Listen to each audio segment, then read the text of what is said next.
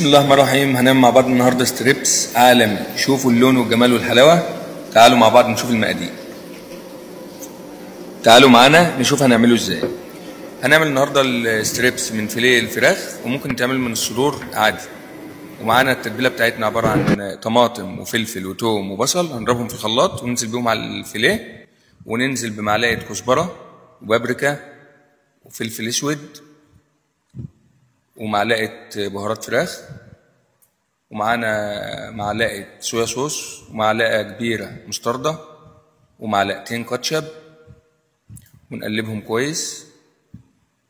والملح معانا معلقتين ملح، معانا دقيق وعليه ملح وفلفل، ولبن وبيض برضو عليهم ملح وفلفل، والبقسماط عليها ملح وفلفل، كله متبل عشان التست يطلع في الاخر مظبوط. وهننزل في الدقيق اول حاجه، ندي طبقه، وبعد كده في اللبن والبيض، وبعد كده في البقسماط اخر حاجه.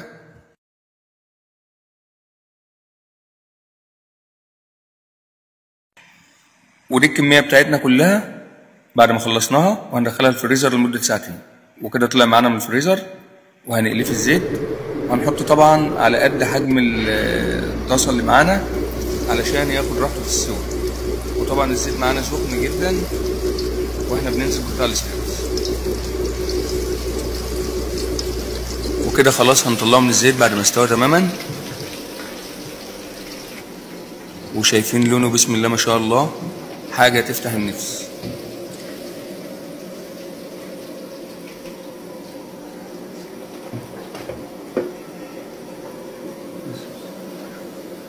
تعالوا بقى نشوف السمك والسوا واحنا بنقطعه.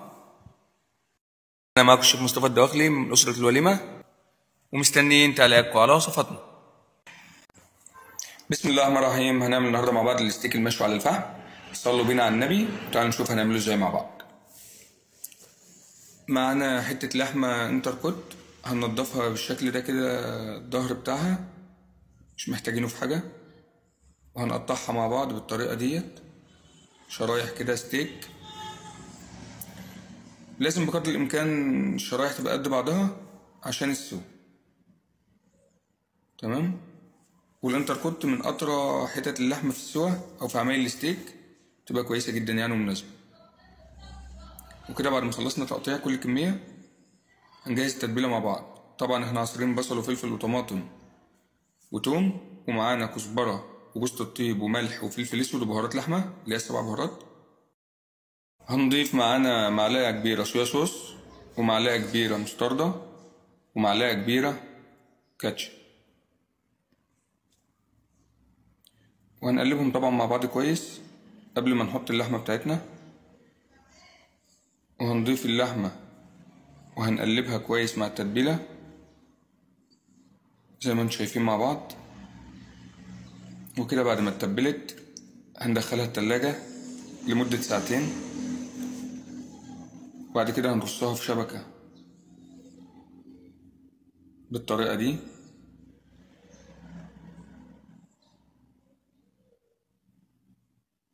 ونرص الكمية كلها.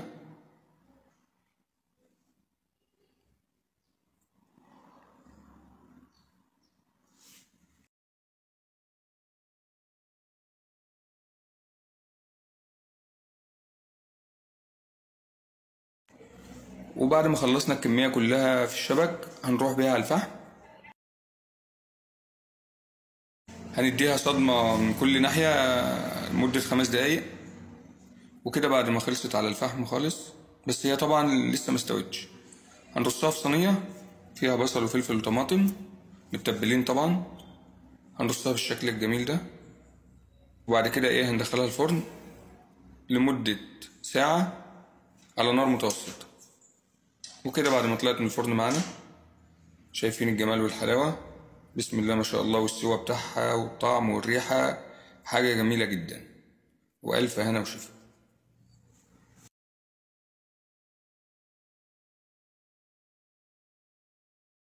كان معكم الشيف مصطفى الدواخلي من مطبخ الوليمة، مستنيين تعليقاتكم على وصفاتنا. بسم الله الرحمن الرحيم. معكم الشيف مصطفى الدواخلي من مطبخ الوليمة. هنعمل النهارده ان شاء الله رز بسمتي بتاع الافراح بطريقه جديده. اول حاجه هننزل بالبصل شوية سمنة، ومعانا شوية لحمة مستويين نص سوا، ودي اختياري يعني، اللي عايز يحط ماشي، اللي مش عايز براحته. هنقلبهم مع بعض شوية، وبعد كده هننزل عليهم بشوية جزر مبشور عشان بيعلي معانا التيست،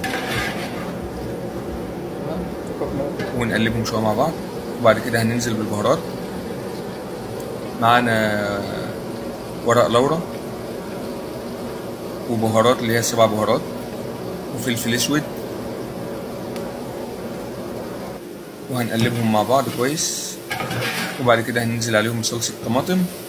الرز بتاعنا طبعا غسلينه كويس ونقعينه لمدة نص ساعة، وهننزل دلوقتي بالصلصة وهنقلبهم مع بعض وهنسيبهم شوية. واخر حاجة هننزل بشوربة اللحم.